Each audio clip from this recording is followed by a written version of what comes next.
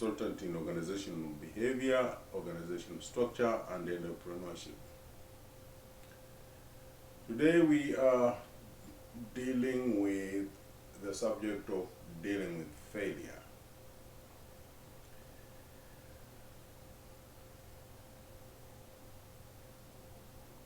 Dealing with failure in organizations and how the C-suite is supposed to walk their organization, their people, their followers with dealing with failure and dealing with success. As we have progressed in management theory and management practice, we have found that hard skills are baked into the requirements for the modern day C-suites. However, social skills are a deal breaker, meaning if you are planning or aiming at getting into the C-suite, you need social skills. You need a high level of self-awareness. You need the ability to listen actively and also communicate well. You need to have the ability to work with different types of people. Okay? You need to have what I would call emotional intelligence, but what other people call the theory of the mind, meaning you need to be able to discern what other people are thinking and are feeling. You need to have empathy. That is, you need to sense other people's feelings and perspectives and take an active interest in their concerns, starting from just being present and actively listening. One area that really required C-suite leaders to be tuned in and show concern is when there have been failure in the organization. How they walk their people through it, how their people deal with it, and how themselves deal with it. So, that will determine the success of the organization.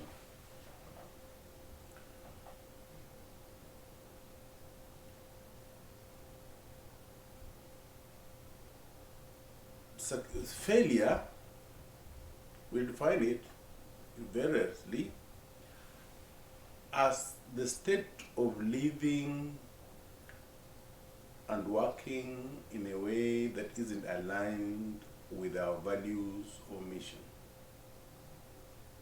Just think of every day and think of the things that you may be forced to do that are contrary to your values or the mission of the organization. That's a fail. Or a deviation from expected and desired results. Every time somebody does something new or something novel, they expect a certain result. Sometimes they don't get it. It might be a small one. It might be a small one, but a big one, but it's a fail all the same. It's frustrating situation. And how people deal with frustrating situation is the same way they deal with failure. Because if people are frustrated, that means they are not getting what they expect or their desired result. And in business, particularly incubation, in business incubation, if somebody is unable to build a scalable business model, they normally have failed, and that's major. Also, in entrepreneurship, failure basically is a psychoeconomic phenomena characterized by the entry of the new venture into a spiral of insolvency and the entrepreneur's entry into a psychological state of disappointment. Think of somebody who starts a venture, and then that venture gets into a spiral of insolvency. The venture is in insolvency, and the entrepreneur is in a psychological state of disappointment. That's failure.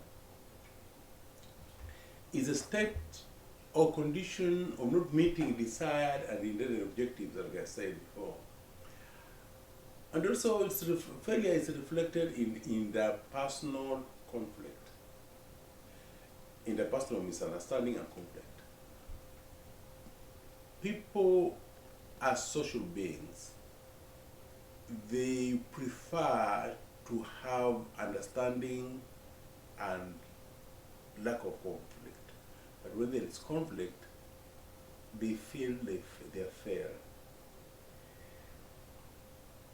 And in business, if the entrepreneur or the organization is not able to define for who and how it creates value, and then how it captures that value for itself and all the stakeholders, that's a failure. So as a C-suite leader, you need to look at all these situations, and they occur every day, and see how you can lead your followers through them so that they can reach a point where they are living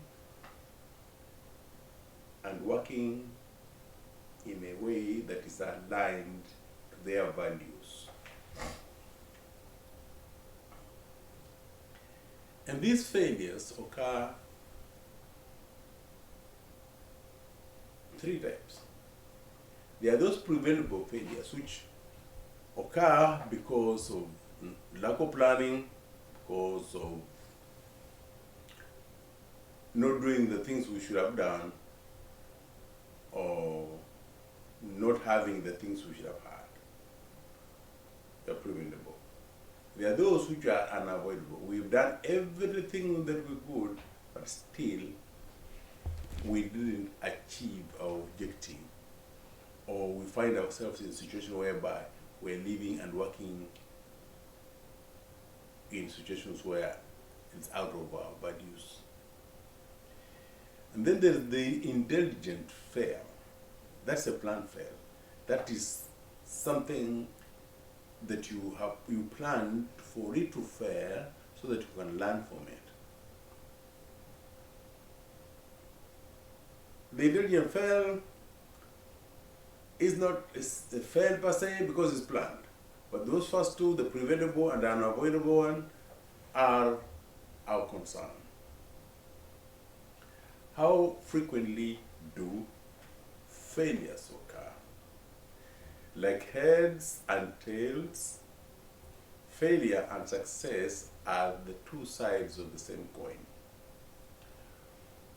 But somehow, in a toss, failure turns up more often than success.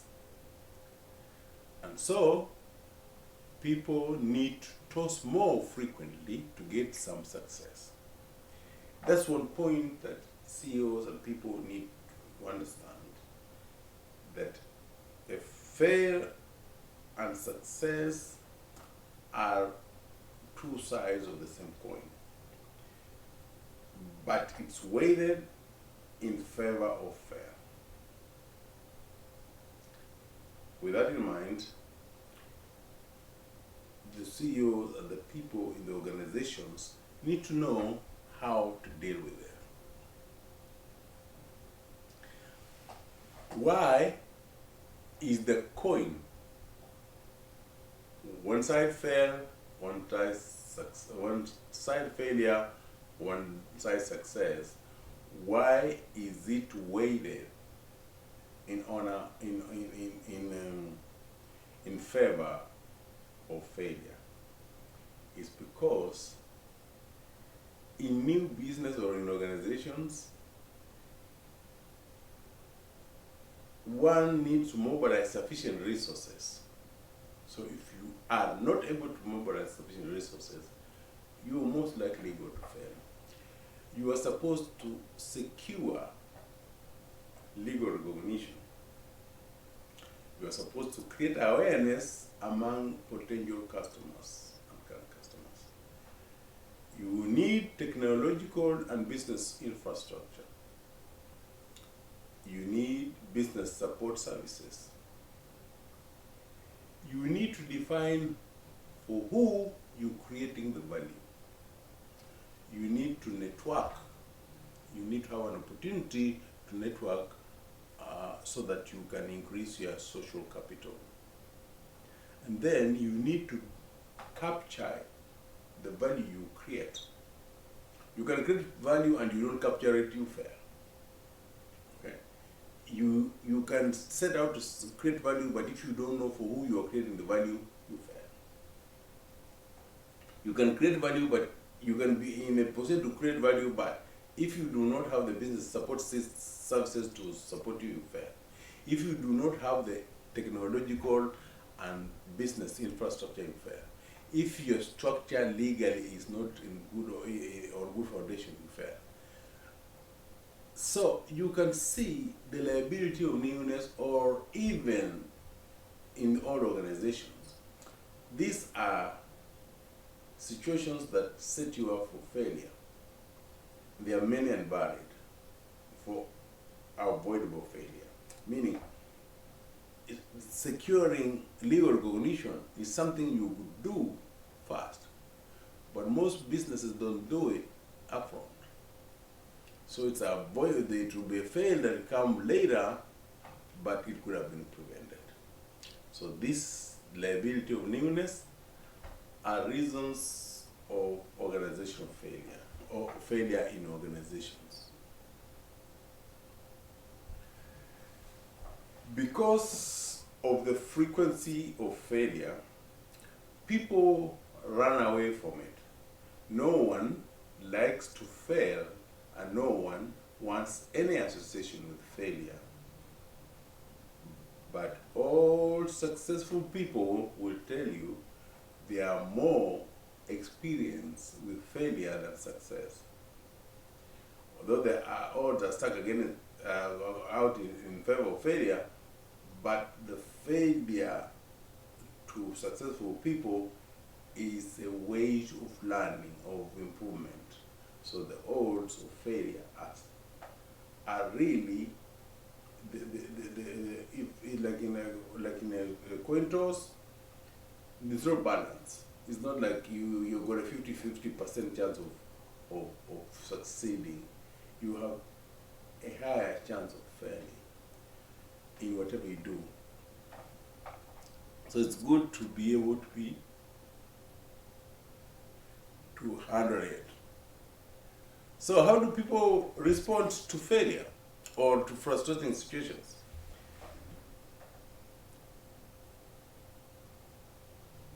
We have the extra punitive people who perpetually and fairly blame others for their failure. They don't accept it, they just think somebody else caused them to fail. And they also the impunity people who deny any failure, and if there is any failure, they say they are no role in it. Then there are those who are intra-punitive. They judge themselves very harshly. They see failure where there's none. They show obnoxious modesty. They don't claim credit even when they deserve it. They are obnoxiously modest.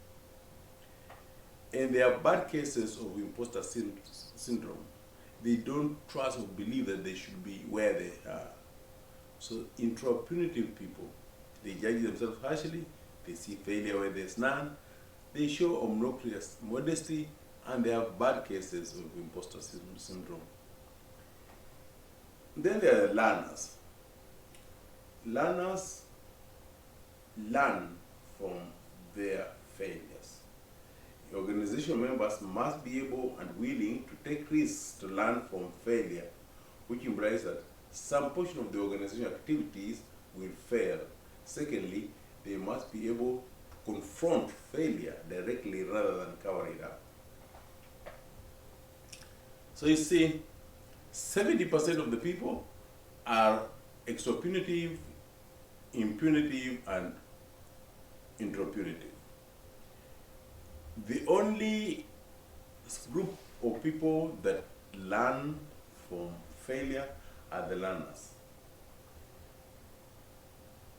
The CEOs with their social skills are supposed to bring the majority of the people to make their organization a learning organization, so that everything that is done in the organization is a lesson, so that people are not afraid of failing.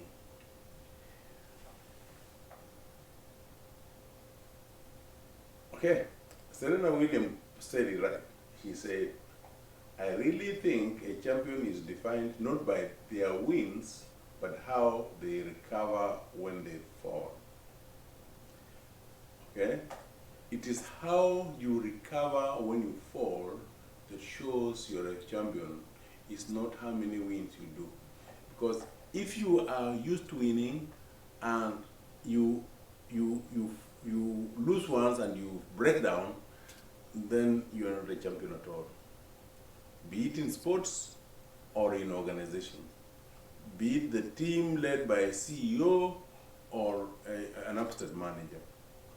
Persistence, that's dealing with the rejection and failure in the short run to succeed in the long run, is very important. So how do we medicate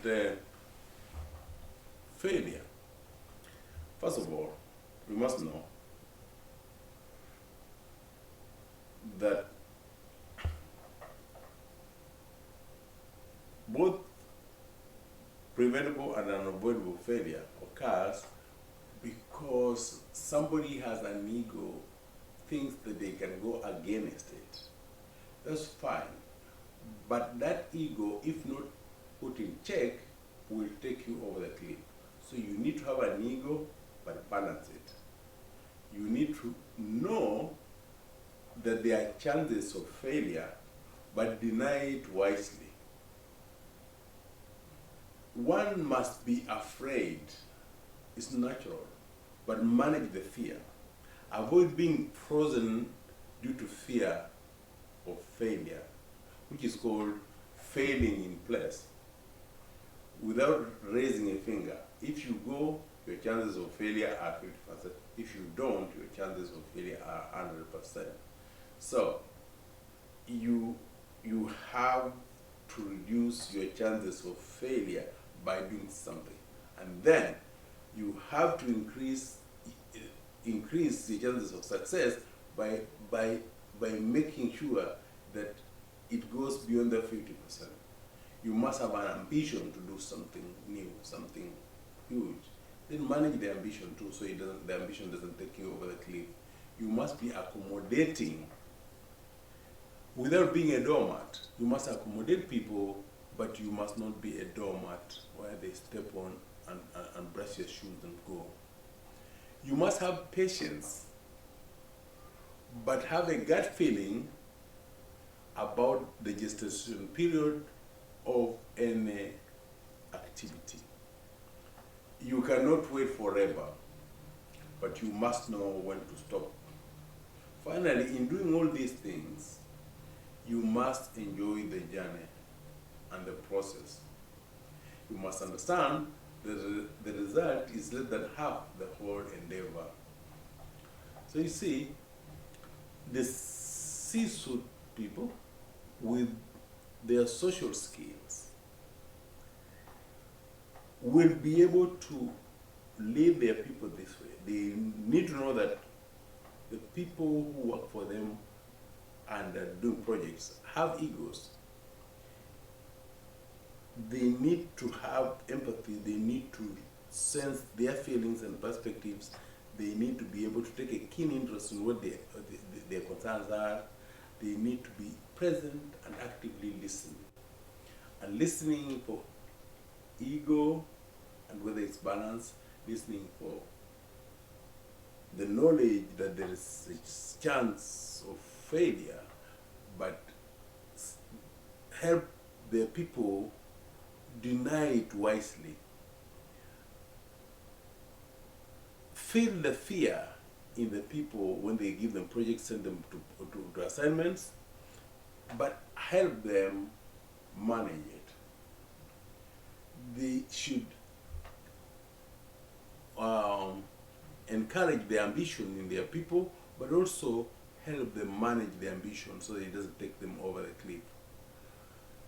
They should have patience and put patience in their people, but also make sure that the people understand that they cannot afford to be doormats. They must have patience with their people, and the people should learn to have patience with the people, the stakeholders they work with. But they have to have a gut feeling about the justice period or whatever they're doing. So you can say that the social skills are very important because organizations are composed of people, are not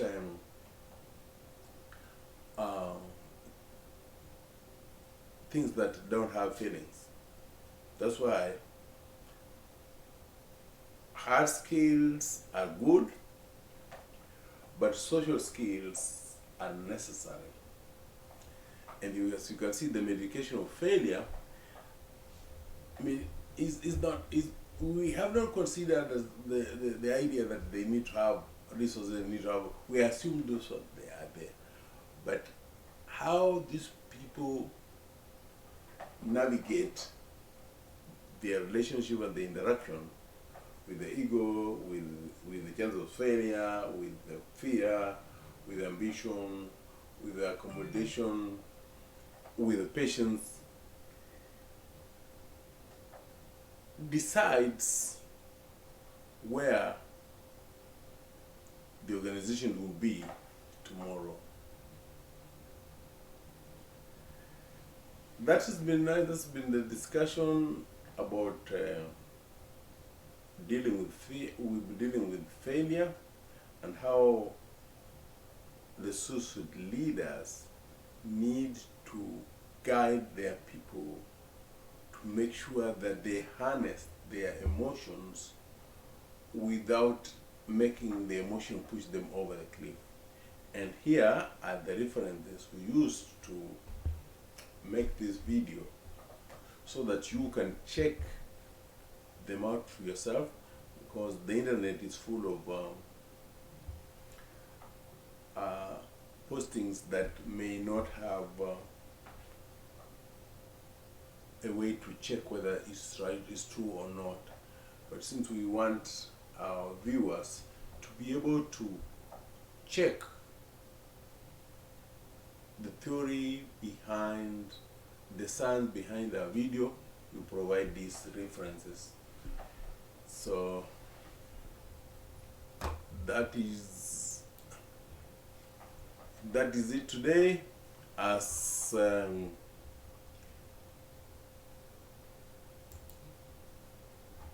I would like to end on this one, the responses to frustrating situations. I'd like to ask you, which one of these four are you? Or which one are people in your organization more likely to be? Are they extra punitive? That means any failure occurring, somebody else's responsibility, no, none of them? Or do they deny there was no failure at all? Or do they take a responsibility for all the failures in their life, real or imagined? Or do they learn from them? It's important to make sure that you know where your people are or where you yourself are so that you can deal with it. You want to go to be a learner from failure. That is important for the growth of the organization and the growth of you, the listener, and the people who you work with and the C-suite. Thank you for listening to this video. I encourage you to like it, to share it, and to subscribe to my channel so that you can be able to get notifications when we post a new video, and comment on the comment section so that we can learn from each other and we can improve this channel and the content it has. My name again is Dr. David Frederick Amakobe. I am an organizational behavior, organizational structure, and entrepreneurial consultant.